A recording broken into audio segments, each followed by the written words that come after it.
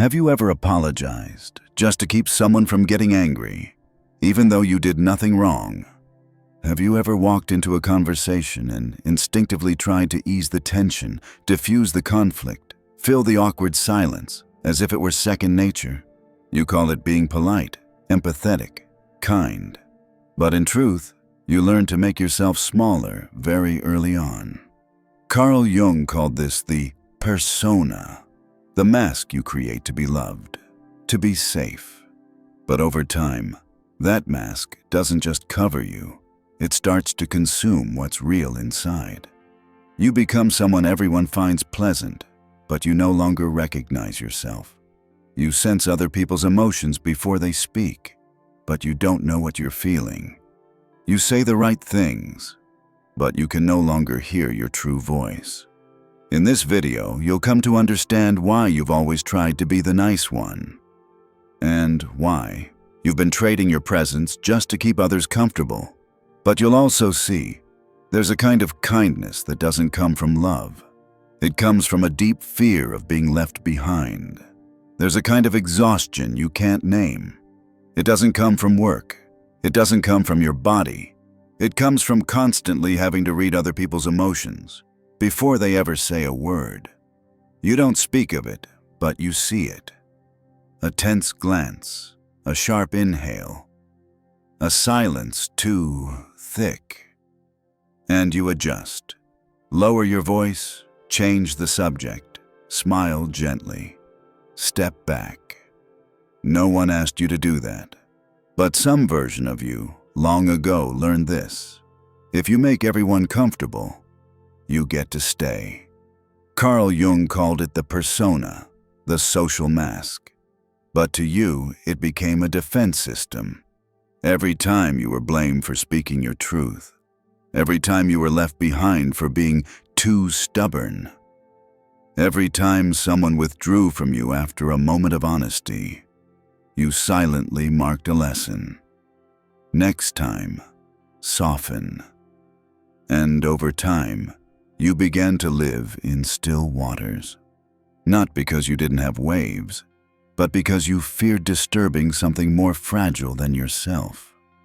You became the neutralizer, the emotional coordinator, the one who holds their breath so others can breathe easier. But no one knows how hard you're trying. They see your kindness, your patience, your calm, and they believe you're fine. But inside, you are quietly coming undone, because you're not allowed to show, not allowed to need, not allowed to be uncertain. You've been living as someone everyone likes, but at some point, you begin to realize no one sees you. You're present, but shapeless. You exist, but only as a gentle background hum. No one looks at you longer than a breath, and the most terrifying part is you've grown used to it. Carl Jung once said, "We cannot touch the soul if we are still living through the reactions of others." But that's how you've lived, for far too long. And now, as your soul begins to thin out, no one hears the fracture. Because from the very start, you were trained to break without making a sound. Carl Jung didn't call it kindness. He called it identification with the persona, a part of the ego built to adapt, but mistaken as the self. You no longer live as you. You live as the version of you that you hope others will like. Gentle, polite, manageable. But the problem is, when you wear that mask long enough, you begin to believe it's your real face. And when a truer part of you suddenly surfaces, angry, wounded, defiant, you don't recognize it. You call it a problem, a weakness, something to fix. You don't realize that is you. Jung once said, "One does not become enlightened by imagining figures of light, but by making the darkness conscious." And darkness here isn't malice. It's the part you buried, the part you thought, if revealed, would make people walk away. It's the disappointment you swallowed, the anger you hid with a polite smile, the exhaustion you masked with a pleasant tone. You're not living authentically, not because you're fake, but because you're unsure if anyone would stay, if they saw the whole of you. Jung called it the tragedy of the compliant one, living to be loved so much you lose yourself.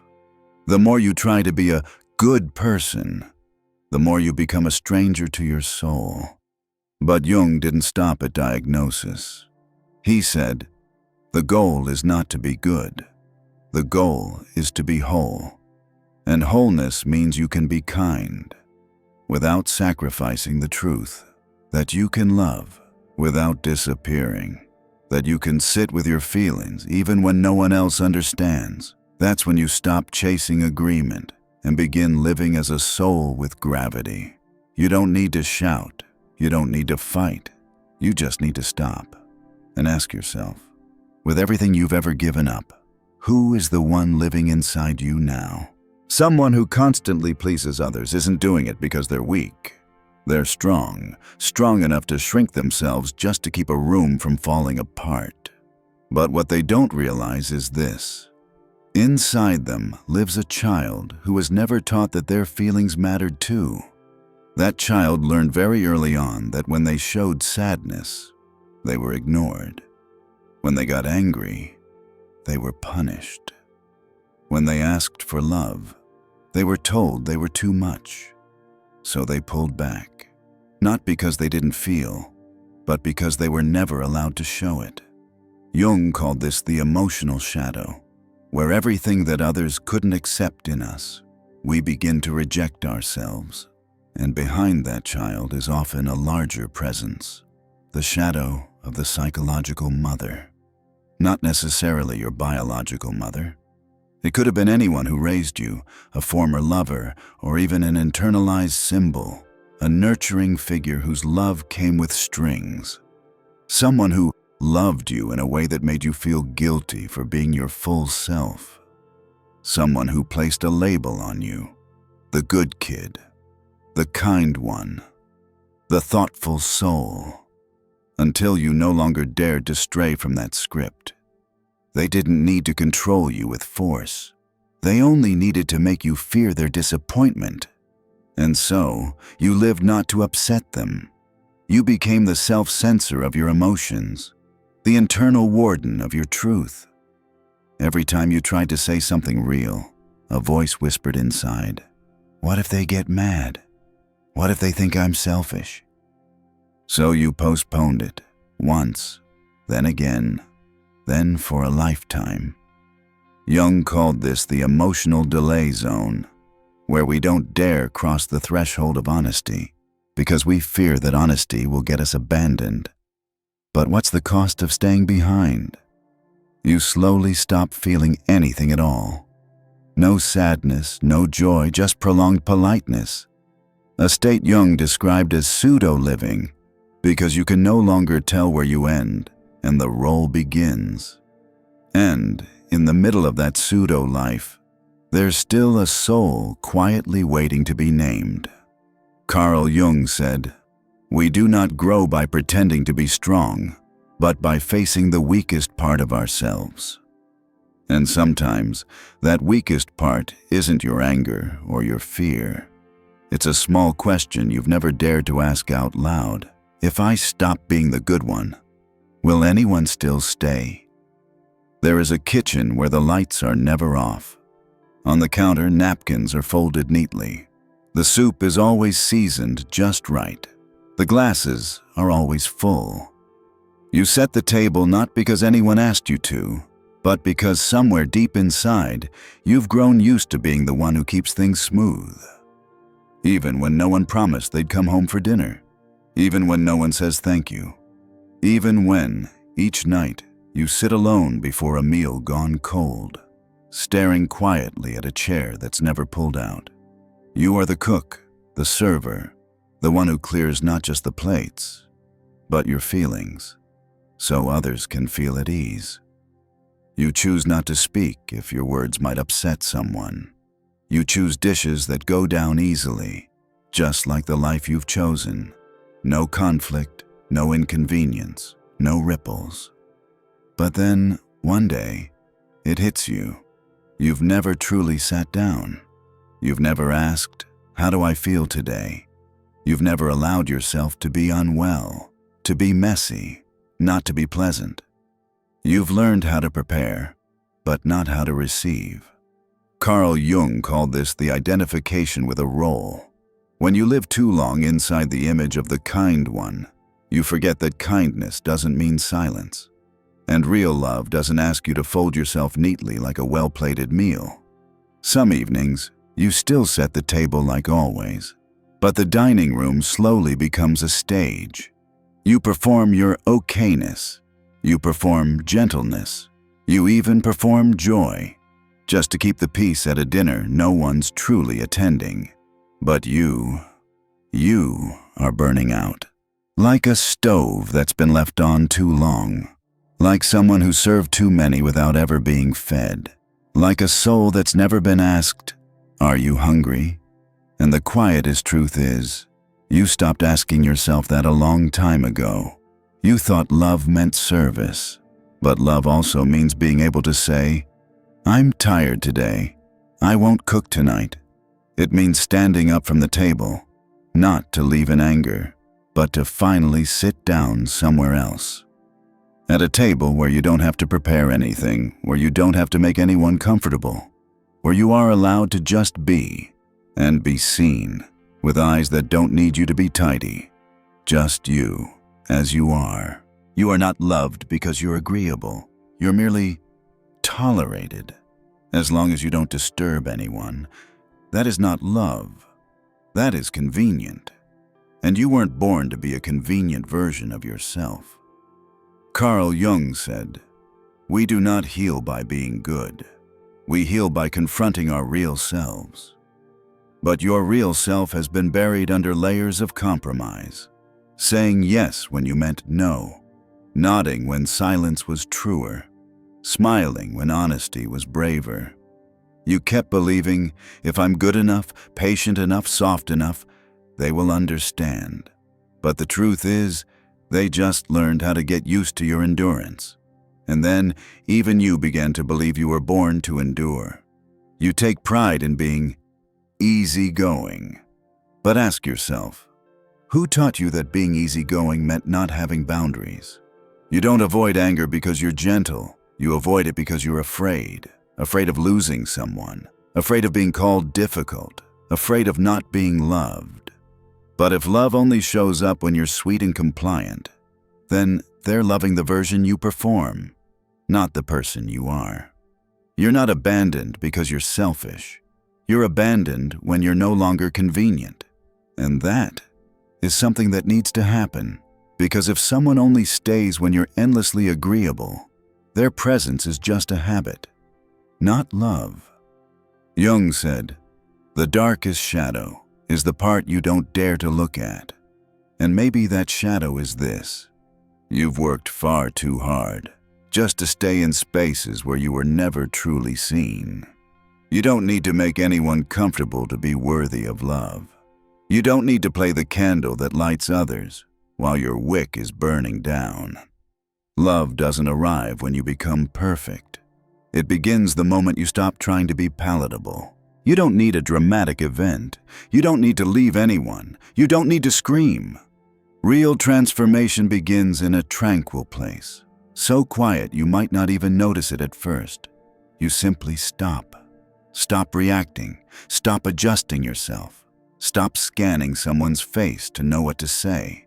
Stop turning your emotions into something easy for others to digest. Carl Jung never asked you to do anything.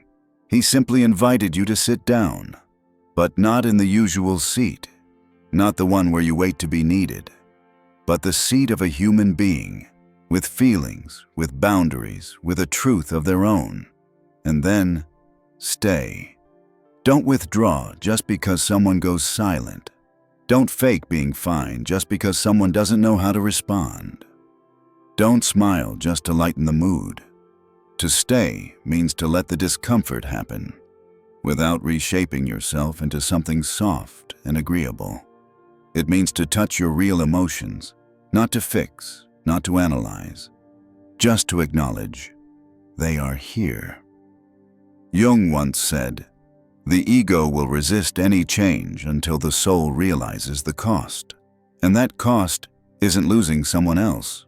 It's losing your inner voice, the one that's been whispering for so long but you haven't heard. You thought you were being kind, but true kindness doesn't drain you.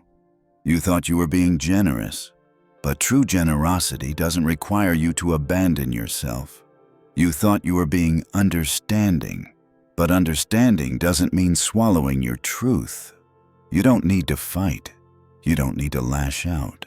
You just need to stop performing. And when you do that, the world might feel strange. Some people might get uncomfortable. Some might accuse you. Some might walk away. But you'll notice something.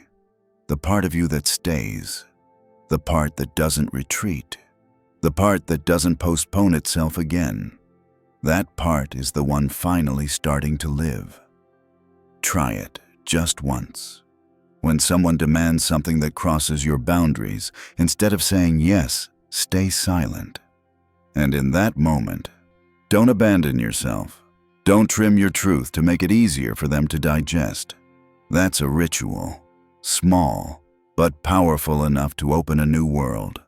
A world where you don't need to be likable to exist. You get to exist. And from there, you love. And if you can sit in that truth, even for just a moment, you'll realize you were never weak. You just never had permission to be strong when no one was clapping. If you stopped saying what others wanted to hear, would anyone still listen to your real voice? If you stopped being gentle, would anyone stay when your edges began to show? If you were no longer the one who softened the room, would you still be considered a good person? Have you ever asked yourself, what would happen if you stopped playing that role? No more smiling when you're tired. No more nodding when your gut says no. No more shrinking to fit into spaces that were never made for you. Carl Jung once asked, "Whose life are you living?" And if the answer isn't my own, would you dare to pause right now and take one step out? You don't need to scream. You don't need to announce it. Just one small step. But it has to be the first. Toward the place where you've never fully dared to show up. Not for others to see, but so that you can finally see yourself. You don't need another reason to start living authentically. You've already carried enough cuts from delaying yourself. And maybe what you need now isn't another explanation, but a moment of stillness to hear what's been silent inside you for far too long. Carl Jung didn't write to make you smarter. He wrote to help you remember something you once knew, that the soul wasn't born to serve a role. That gentleness should never cost you your presence. That love doesn't come from being accepted. It comes from daring to show up without needing to please anyone. There will be days when you feel empty, because you've let go of old reflexes. You've stopped being the agreeable one. You've dared to say no. And don't worry if no one applauds you for that, because living truthfully doesn't need applause. It needs just one thing, your presence, untouched, unfiltered, unmasked. Maybe you'll still feel lost at times, but that's the first step to no longer being lost in yourself. Jung said, "I'd rather be whole than good." And maybe that's where you begin, not by trying to be someone's light, but by sitting down and no longer running from your own shadow. You've stayed too long in a house that made no room for the emotions you truly carried. Now it's time to build a new space. Not perfect, but real enough that you no longer have to say what others want to hear. That you're allowed to say what you need to say, even with a shaky voice. Allowed to go silent, even when someone's waiting for your answer. Allowed not to nod, even when someone's hoping you'll comply. Not to prove anything, but to finally know you are no longer betraying your soul. You don't owe anyone your agreeableness. Not your family, not your friends, not your partner or your ex. Every time you shrug, laugh it off, or move away from what you feel, you make the room lighter, but your soul heavier. And maybe you've gotten so used to it, you don't even notice anymore. But today, perhaps something came back to you. A moment where something inside your throat wanted to rise, but you swallowed it. A no, a protest, a sob, a truth. And you know what hurts the most? No one remembers it, but you do. So before you leave this video, do one small thing. Write down something you once swallowed. Just one sentence. You don't need to send it. You don't need to make sense. It doesn't need to be beautiful. It just needs to be honest. That's how you unlock yourself. Not to close yourself off from others, but to reopen the room that holds the voice you buried long ago. And if you do that, you won't have to try to be agreeable anymore. You'll be soft, because you'll be real. In the next video, we might go even deeper, to the place where your voice no longer whispers, but rises, clear and loud enough to be heard, even when no one agrees.